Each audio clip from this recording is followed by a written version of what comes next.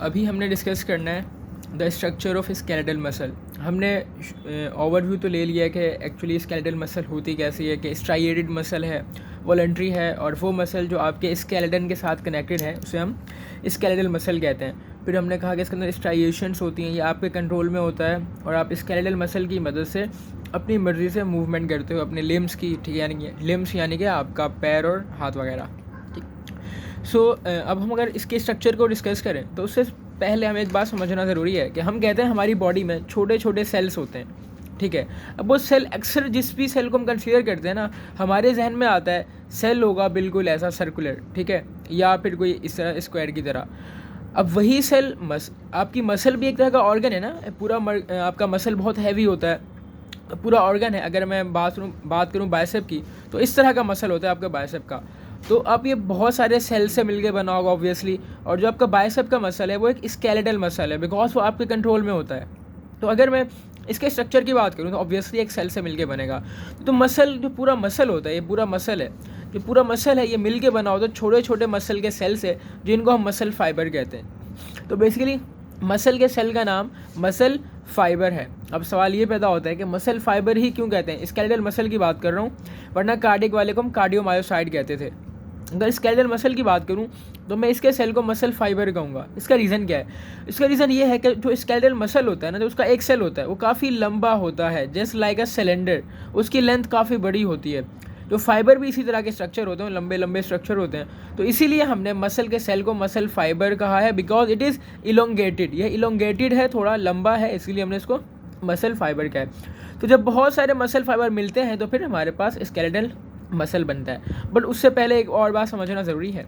अगर ये पूरा मेरा मसल है, अगर मैं यहाँ ड्रॉ करता हूँ कि ये मेरा एक मसल है, फॉर एग्जांपल रफली, अब ये पूरा मसल है, ये पूरा मसल का ऑर्गन है, ये समझो फॉर एग्जांपल ये मेरा बाइसेप मसल है, मेरे हाथ पे मौजूद है, ठीक है, यहाँ पर कोनी वगैरह होगी और इस तरफ मेरा हाथ जा रहा होगा। तो अब ये जो मेरा बाइसेप का मसल है, ये पूरा एक ऑर्गन है, पूरा एक स्ट्रक्चर है ना, एक पूरा एक प्रॉपर इस तरह ऑर्गन होता है ना, बहुत सारे सेल से मिलकर बनता है, बहुत सारे छोटे छोटे टिश्यूज से मिलकर बनता है। ये मसल का ऑर्गन भी बहुत छोटे छोटे टिश्यूज से मिलके बना है। अब जब ऑर्गन है तो जो एक कैप्सूल होगा जो पूरे मसल के ऑर्गन को सराउंड कर रहा होगा। तो अगर ये मेरा ऑर्गन है, इसके बाहर एक कैप्सूल होता है, उस कैप्सूल को हम कहते हैं पैरी नहीं बल्कि इसको एपीमाइसियम कहते हैं, EPI एपी और MYSIUM। वो कैप्सूल जो पूरे मसल को सबसे बाहर से सराउंड करता है उसको हम एपीमेसियम या एपीमाइसियम कहते हैं। एपी का मतलब अबव, माइसियम यानी कि मसल। तो वो कैप्सूल, वो कनेक्टिव टिश्यू का स्ट्रक्चर जो पूरे ऑर्गन को बाहर से सराउंड करता है उसको एपीमाइसियम कहते हैं। ये पूरे MCQ के पॉइंट हैं। अब अगर ये पूरा मसल का ऑर्गन था मेरा, ये पूरा मसल था फॉर एग्जाम्पल, अब ये मसल छोटे छोटे मसल के टिश्यू से मिलकर बना है, यानी कि मसल फाइबर से मिलकर बना है। अब जब बहुत सारे मसल फाइबर मिलके एक ग्रुप बनाते हैं, तो जब बहुत सारे मसल फाइबर एक ग्रुप की फॉर्म में मौजूद होते हैं तो उन ग्रुप ऑफ मसल फाइबर या एक जो पूरा बंडल बन जाता है बहुत छोटे मसल फाइबर के मिलने से, उसको हम फेसिकल कहते हैं, FASCICLE, ठीक है। तो सबसे पहले क्या था, एक आउटर कवरिंग थी कनेक्टिव टिश्यू की जिसको हम एपीमाइसियम कहते थे। फिर हमने कहा कि जो पूरा मसल ऑर्गन है वो छोटे छोटे मसल फाइबर के बंडल से मिलके बना है। तो जो छोटे छोटे मसल फाइबर के बंडल हैं हम उनको फेसिकल कहते हैं। अब फेसिकल के बाहर भी एक कनेक्टिव टिश्यू की कवरिंग होती है। अगर ये मेरा फेसिकल है तो इसके बाहर भी एक कनेक्टिव टिश्यू की लेयर होगी, उसको एपीमेसियम कहते थे, जो सबसे बाहर होती थी। इसको हम कहेंगे PERI पेरी और MYSIUM पेरीमीसियम या पेरीमीसियम, ठीक है। तो एपीमेसियम वो है जो पूरे मसल के ऑर्गन को बाहर से सराउंड करे। फिर वो जो मसल के फाइबर के बंडल को या मसल के फेसिकल बंडल को ही कहते हैं। तो मसल फाइबर के बंडल को जो सराउंड करता है उसको पेरीमीसियम कहते हैं। फिर अब मैंने कहा ना, जो पूरा मसल का फेसिकल है ये छोटे छोटे मसल फाइबर के मिलने से बना है ना।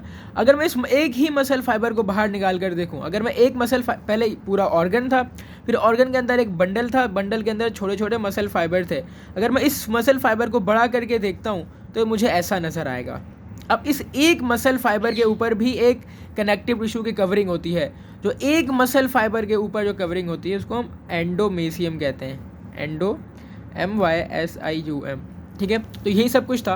जो आपकी बुक में लिखा है कि जो मसल का स्केलेटल मसल है ये हज़ारों मसल फाइबर यानी कि मसल के सेल के मिलने से बनता है, और जो पूरा जो मसल का ऑर्गन होता है उसको बाहर से जो कवरिंग एक या मेम्ब्रेन सराउंड करती है उसको हम एपिमीशियम कहते हैं। जो मसल फाइबर होता है ना वो गैदर होते हैं, यानी कि बहुत सारे मसल फाइबर मिलते हैं और उनके मिलने से बहुत सारे ग्रुप्स बन जाते हैं। उन ग्रुप्स को कहते हैं हम फेसिकल, और जो फेसिकल के बाहर मेम्ब्रेन होती है उसको हम पेरीमीशियम कहते हैं। ठीक है, उसके बाद जो एक फेसिकल है, ठीक है, इज सराउंडेड बाय पेरीमीशियम। फिर एक अगर फेसिकल के एक मसल फाइबर को मैं बाहर निकालूंगा तो मुझे नज़र आएगा कि उसके ऊपर जो कनेक्टिव टिश्यू की कवरिंग है वो काफ़ी थिन है।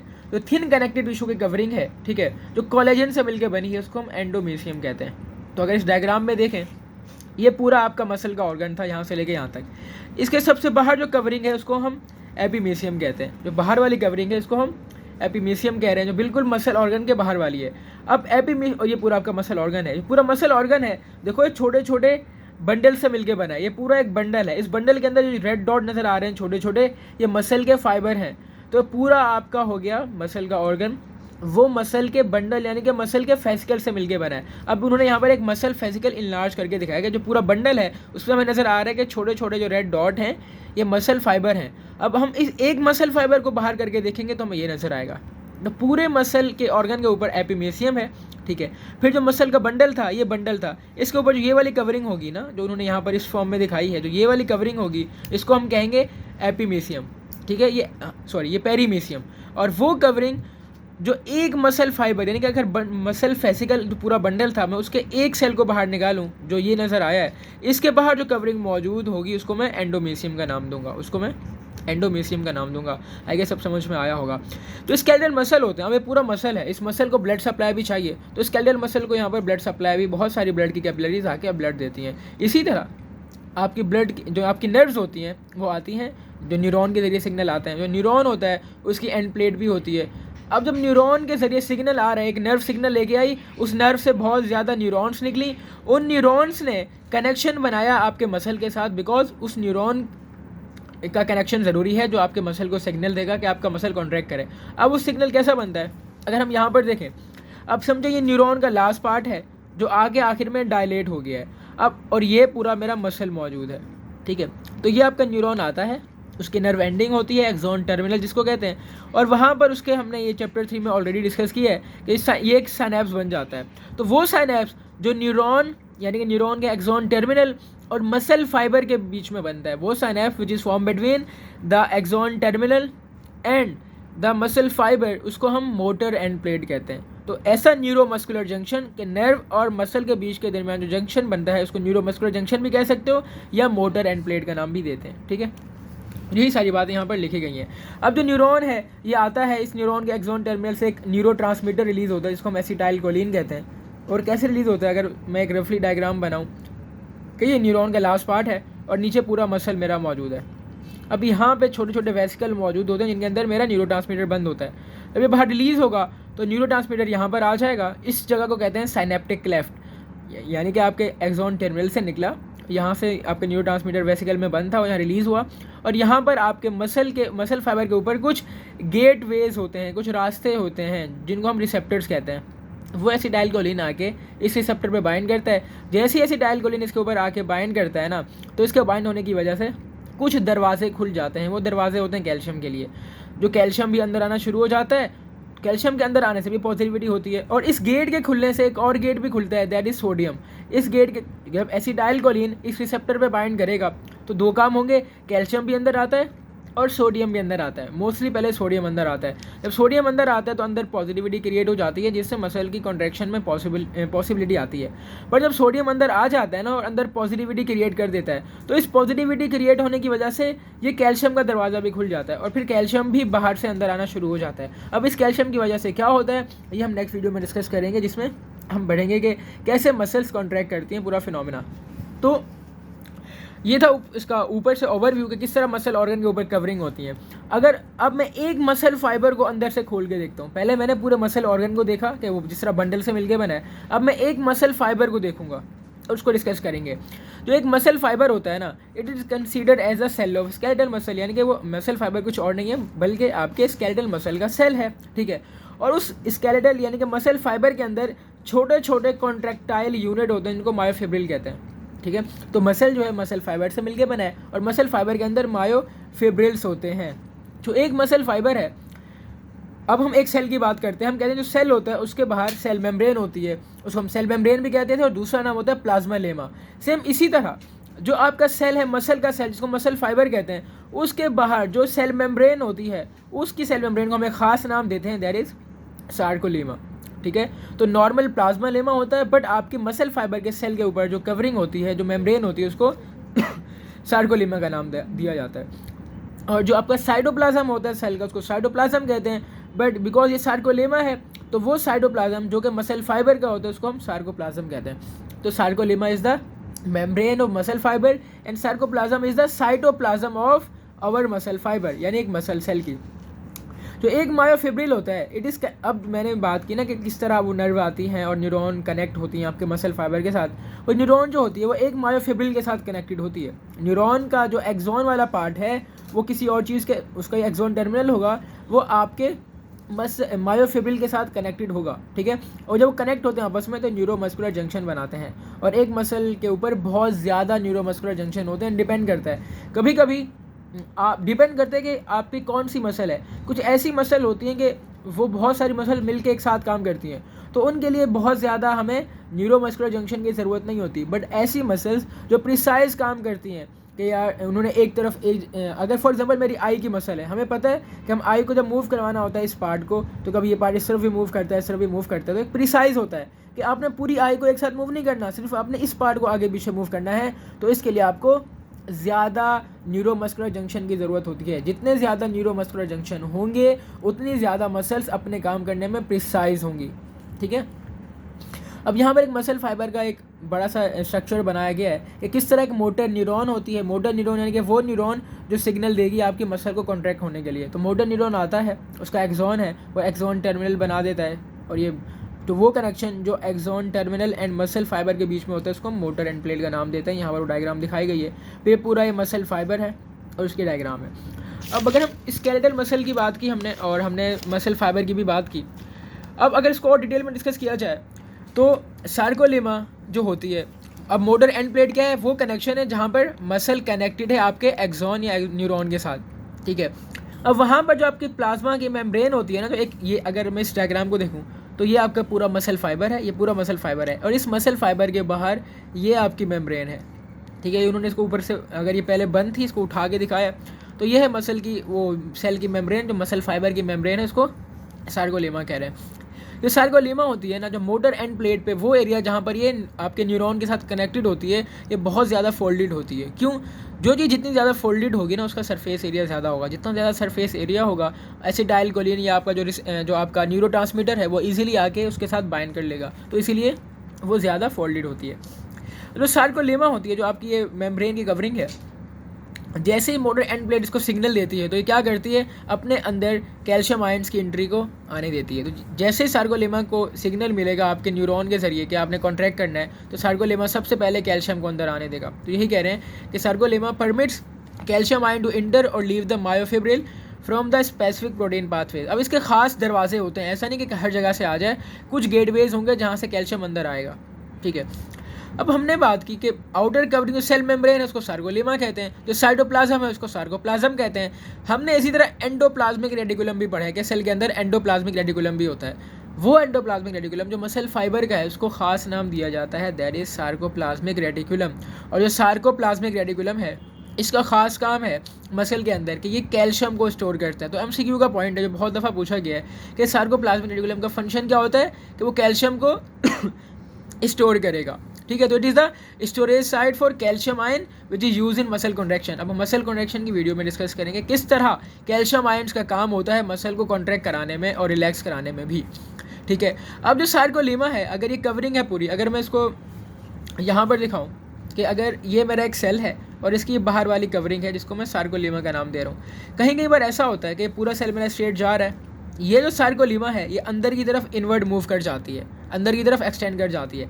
तो जो इसकी एक्सटेंशन है इसको हम ट्रांसवर्स ट्यूब्यूल या टी ट्यूब्यूल कहते हैं। तो व्हाट आर टी ट्यूब्यूल्स, कि ये जो आपका सार्कोलेमा था पूरा, ये अंदर की तरफ एक्सटेंड कर जाएगा। जो अंदर की तरफ एक्सटेंड कर जाएगा सार्कोलेमा, साइटोप्लाज्म की तरफ एक्सटेंड कर जाएगा, इसको हम क्या कहते हैं, टी ट्यूब्यूल कहते हैं। जब ये अंदर की तरफ एक्सटेंड कर जाता है ना इस तरह, ये पूरा सार्कोलीमा है और ये पूरा मसल है, तो ये सार्कोलीमा अंदर की तरफ आ गया। अब ये ना ये पूरा एरिया आपके आउटर जो टिश्यू होता है, जो सेल के बाहर की इन्वायरमेंट है उसके साथ एक्सपोज है, तो वो चीज़ें यहाँ पर अंदर करीब आ जाती हैं। इसका फ़ायदा क्या होता है, ये आपके थोड़े लेवल से ज़्यादा है, बट हल्का सा इतना सा बता दूँ कि जैसे ही ये चीज़ें अंदर आ जाएंगी, तो देखो पहले अगर हमने मसल को कॉन्ट्रैक्ट कराना था तो हम सिर्फ कैल्शियम यहाँ से भेज रहे थे, अब कैल्शियम यहाँ से भी भेजेंगे, यानी कि मसल फाइबर के एक एक हिस्से को कैल्शियम मिलेगी। जब एक एक हिस्से को कैल्शियम मिलती है तो कॉन्ट्रैक्शन में और ज़्यादा आसानी हो जाती है। तो ये भी फ़ायदा है कि टी ट्यूब्यूल से कॉन्ट्रैक्शन में आसानी होती है। तो व्हाट आर टी ट्यूब्यूल्स, कि आपका सार्कोलीमा जो है अंदर की तरफ एक्सटेंड करता है तो टी ट्यूब्यूल्स बनाता है। और आपके जो सार्कोप्लाज्म है, जो साइटोप्लाज्म है मसल फाइबर का, उसके अंदर बहुत ज़्यादा माइटोकॉन्ड्रिया भी होते हैं। वो क्यों होते हैं? बिकॉज माइटोकॉन्ड्रिया का काम होता है एनर्जी बनाना, एटीपी बनाना, और मसल को एनर्जी एटीपी की ज़्यादा ज़रूरत होती है बिकॉज उसने कॉन्ट्रैक्ट करना होता है। ठीक है, अब ये बात हुई। अब अगर मसल के स्ट्रक्चर की बात कर ही रहे हैं तो और इसको डिटेल में डिस्कस करते हैं। अगर हम यहाँ देखें कि ये हमारे पास मसल फाइबर है, अब मसल फाइबर के अंदर हमें कुछ ये ब्लैक लाइन्स नज़र आ रही हैं जो काफ़ी डार्क हैं। अब फिर ये थोड़ी लाइट लाइंस हैं जो कि हमारी काफ़ी लाइट हैं जो ब्लू कलर में शो की गई हैं। यहाँ पर नज़र नहीं आ रहा होगा, बट अगर मैं इसे अलग से बनाकर दिखाना चाहूँ तो अगर छोटा सा इसको बनाया ऐसा कि हमें कुछ बीच में एक बड़ी लाइन नज़र आ रही है जो काफ़ी थिक है और उसके ऊपर थिन लाइन्स ऐसे मौजूद हैं, फिर दोबारा थिक आ जाएगी, फिर उसके ऊपर थिन लाइन्स मौजूद होंगी। ये जो थिक लाइन है इसको, ये एक फाइलामेंट है। फाइलामेंट क्या होते हैं? वो कॉन्ट्रैक्टाइल यूनिट होते हैं, ये हमने फर्स्ट ईयर में पढ़ा है चैप्टर सेल में। ये जो थिक है इसको मायोसिन फाइलामेंट कहते हैं, और जो थिन लाइन से इनको एक्टिन फाइलामेंट कहते हैं। ये मायोसिन है और ये एक्टिन है। ठीक है, अब मैंने इससे पहले स्केलेटल मसल की बात की थी और कार्डियक मसल की बात की थी। मैंने कहा था वो स्ट्राइएटेड होती हैं। स्ट्राइएटेड क्यों होती हैं? ये जो मसल के फाइबर हैं ना आपके, जो मायोसिन और एक्टिन, इनकी वजह से स्ट्राइएशन आती हैं। अरे इनकी वजह से स्ट्राइएशन कैसे आती हैं? देखो वो एरिया जहाँ पर आपका मायोसिन और एक्टिन एक दूसरे के ऊपर ओवरलैप कर रहे हैं, यहाँ पर ओवरलैप कर रहे हैं, यहाँ पर भी ओवरलैप कर रहे हैं, तो वो एरिया जहाँ पर ये एक दूसरे के ऊपर ओवरलैप कर रहे होते हैं वो एरिया काफ़ी डार्क हो जाता है। तो अगर हम सेल को देखेंगे वो एरिया में ब्लैक नज़र आएगा, और वो एरिया जहाँ पर मायोसिन मौजूद नहीं है, सिर्फ एक्टिन मौजूद है, वो काफ़ी लाइट होता है। तो डार्क एरिया आएगा, फिर लाइट एरिया आ जाएगा, फिर डार्क एरिया आएगा, फिर लाइट एरिया आ जाएगा। तो हमें ऐसा लगेगा कि कुछ लाइनें मौजूद हैं, लेकिन वो लाइनें होती नहीं है। ठीक है, बट वो इसी आपके जो फाइलामेंट हैं, जो एक्टिन फाइलामेंट है, मायोसिन फाइलामेंट है, उनकी वजह से आ रही होती हैं। तो ये जो इसको हम अगर यहाँ पर और डिटेल में डिस्कस करते हैं, मैंने मायोफिब्रिल की बात की। तो मायोफिब्रिल जो होता है वो कॉन्ट्रैक्टाइल यूनिट है। वो मायोफिब्रिल खुद छोटे छोटे सार्कोमेर से मिलकर बना है। अब थोड़ा कंफ्यूजिंग हो जाएगा, मैं इसको दोबारा डिस्कस करता हूँ। आपके पास होता है स्केलेटल मसल। जो मसल है वो मसल के फाइबर से मिलके बना है। जो मसल फाइबर है वो मायोफिब्रिल से मिलके बना है, और जो मायोफिब्रिल है वो सार्कोमेयर से मिलके बना है। तो muscle is made up of muscle fibre is made up of myofibril, and myofibril is made up of sarcomere. यहाँ पर एक सार्कोमेयर की बात की गई है। What is sarcomere? Sarcomere is the contractile unit. अगर ऑप्शन आए मायोफिब्रिल और सार्कोमेयर दोनों में से, तो आपने सार्कोमेयर पर ट्रिक करना है कि ये आपका बेसिक कॉन्ट्रैक्टिंग यूनिट होता है। ठीक है, वरना अगर ऑप्शन ना हो तो मायोफिब्रिल पे टिक करना है। अगर मैं सार्कोमेयर की बात करूँ तो मैंने आपको कहा ना कुछ लाइट एरियाज हैं, कुछ डार्क एरियाज हैं, वो ये हैं। ये है आपके पास मायोसिन। ये मायोसिन है जिसको हम थिक फाइलामेंट कहते हैं। तो मायोसिन कैसा फाइलामेंट है? थिक है। और ये जो एक्टिन फाइलामेंट है ये काफ़ी थिन होता है, और इसी की वजह से लाइट एरियाज होते हैं। तो ये वाला रीजन जहाँ पर दोनों आपस में एक दूसरे के ऊपर मौजूद हैं, ये काफ़ी डार्क होता है। ठीक है, और वो एरिया जहाँ पर सिर्फ ये हमारा मौजूद है, जहाँ पर सिर्फ हमारा लाइट वाला एरिया मौजूद। अब लाइट वाला एरिया क्या है? देखो यहाँ से लेके यहाँ तक इसके ऊपर कोई डार्क चीज़, यानी कि इसके ऊपर कोई मायोसिन का हेड नहीं आ रहा, यहाँ से लेके यहाँ तक, तो ये पूरा एरिया लाइट होता है। तो ये लाइट एरिया जो कि सिर्फ एक्टिन फाइलामेंट से मिलके बना है, देखो ये सारे एक्टिन फाइलामेंट हैं जो आगे एक्सटेंड करेंगे, तो ये एक्टिन फाइलामेंट, ये एक्टिन फाइलामेंट। तो वो एरिया जो सिर्फ एक्टिन फाइलामेंट से मिलके बनता है उसको आई बैंड कहते हैं, और आई बैंड आपका लाइट इन कलर होता है। तो आई बैंड को हम आइसोट्रॉपिक भी कहते हैं। आई का मतलब आइसोट्रॉपिक होता है। तो I band is light because it only contain actin filament. अब ये है आपका मायोसिन जो कि थिक है। अब मायोसिन के ऊपर जहाँ पर एक्टिन ओवरलैप कर रहा है, ये वाला एरिया, ठीक है, ये काफ़ी डार्क हो जाता है।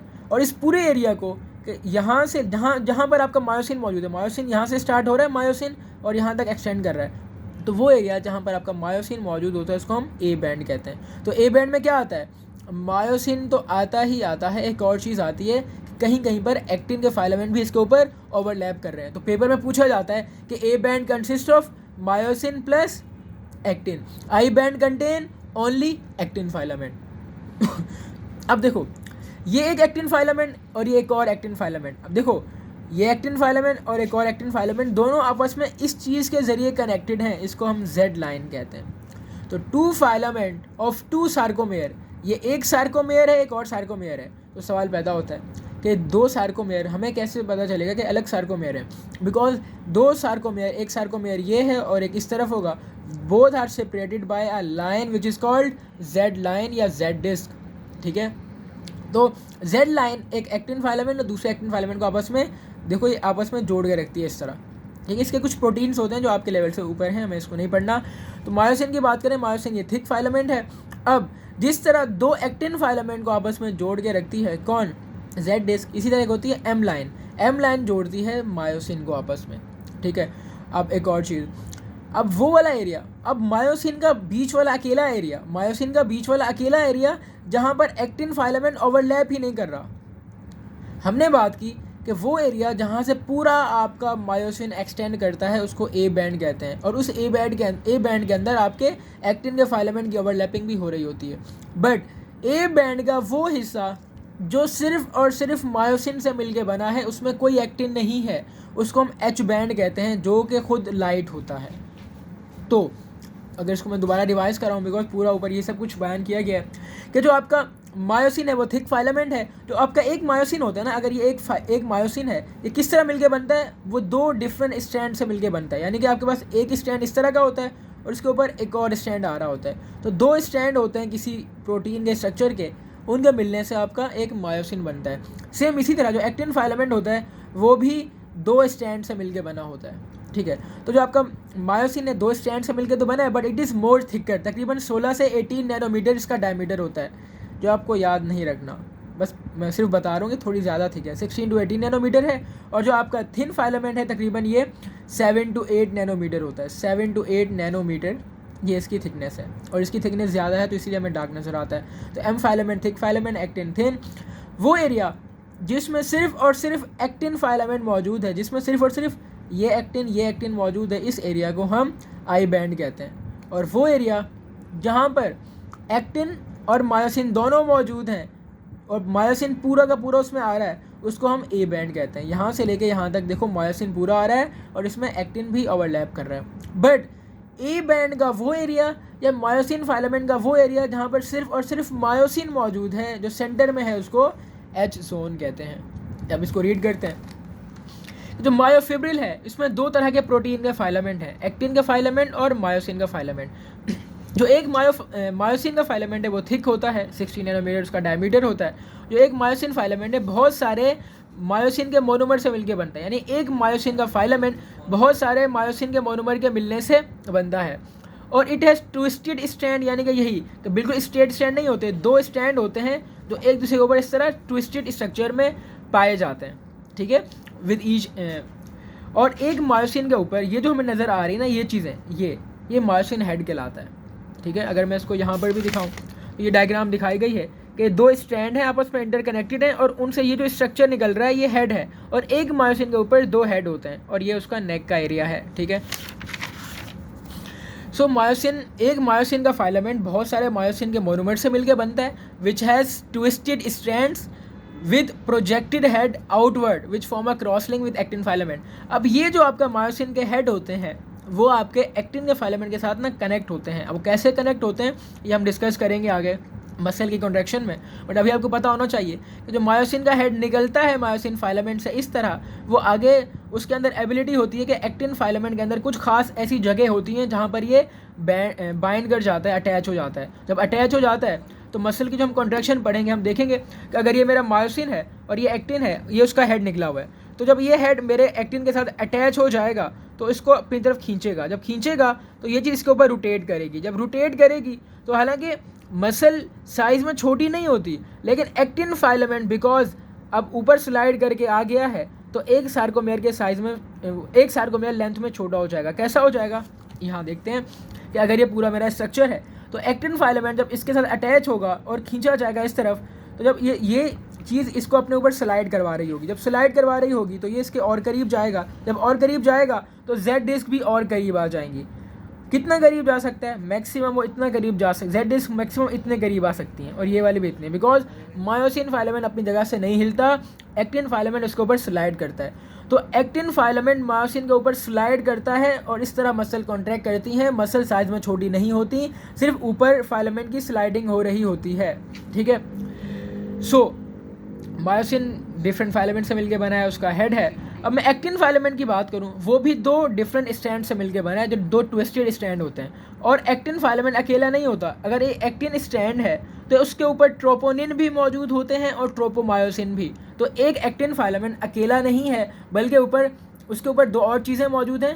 अगर मैं इसको यहाँ पर दिखाऊँ, ये उसकी डायग्राम है, ये जो येलो वाली चीज़ है ये हमारे पास एक्टिन फाइलामेंट है, ये एक्टिन फाइलामेंट येलो वाला, उसके ऊपर ये पर्पल कलर के ट्रोपोनिन मौजूद हैं। तो अगर मैं इसको दोबारा इस तरह बनाऊँ बीड्स की फॉर्म में, ये ऐसा है, ये हमारे पास एक्टिन की एक लेयर हो गई और ये एक्टिन की एक और लेयर हो गई,